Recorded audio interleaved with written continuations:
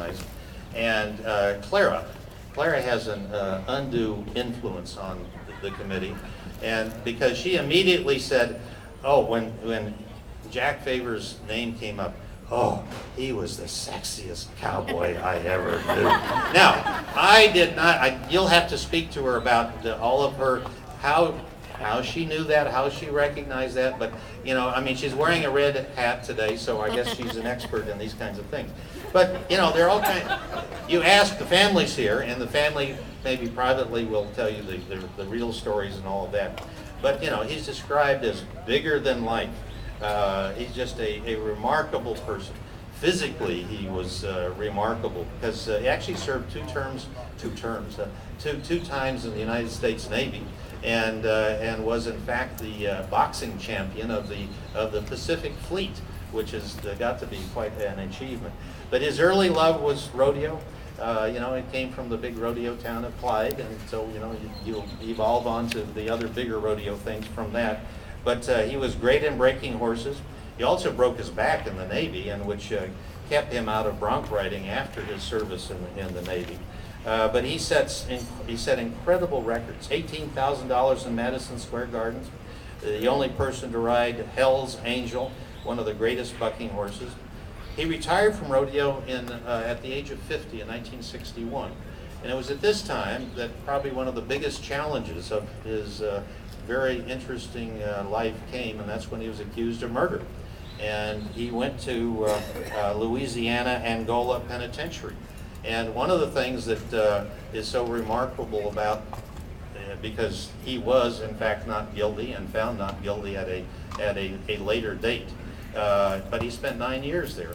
And while he was there, he in fact organized the rodeo at Angola to be one of the finest prison rodeos anywhere, and the funds from that were generated by the rodeo is what in fact created or paid for the chapel.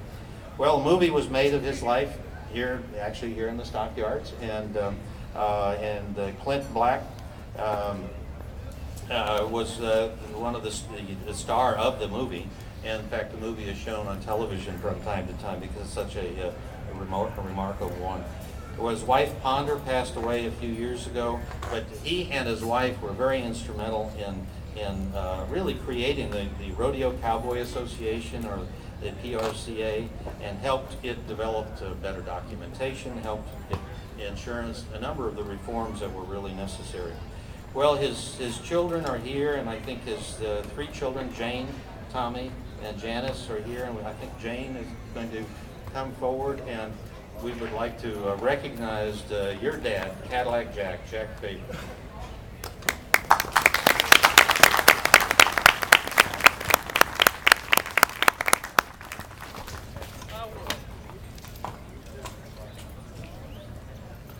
Can you hear me?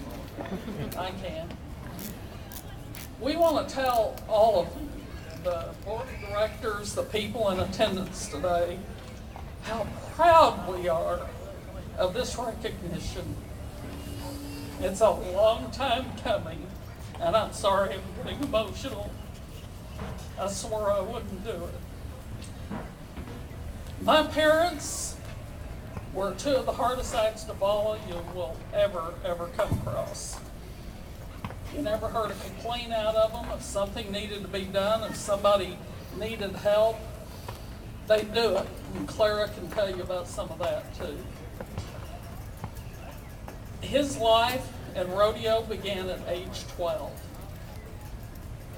He was a grown man physically at age 12, and he started breaking horses and appearing in local rodeos.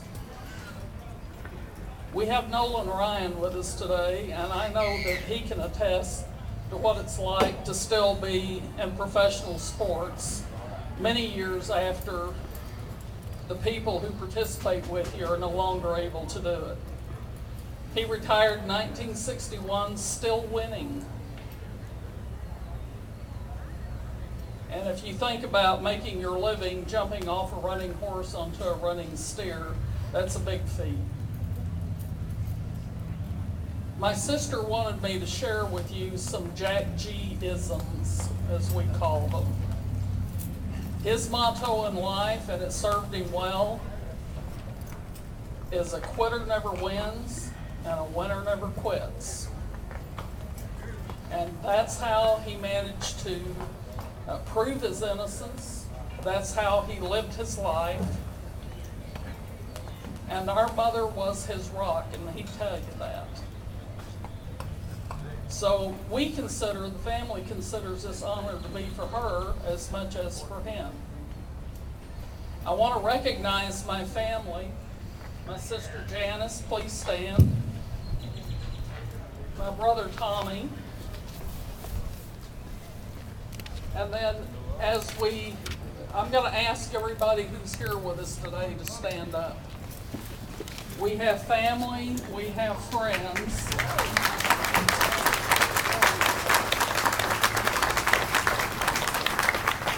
My daughter Tanya is here. My cousin Don Wilson and his family. My niece Deidre and her 2 children. Total, there are how many grandchildren? Huh? Bunches. A bunch. We're prolific. I noted this morning that we sure do make good-looking kids. But that's one of the things about my dad. You'll find people that he met in the early 1900s, that they can still stand up and draw breath. They still claim him as a friend. And to me, that really personifies what our Western heritage is about. You take care of your neighbor takes care of you. We thank you again for this honor. We consider it a privilege, and I know my dad somewhere is smiling real big. Thank you very much.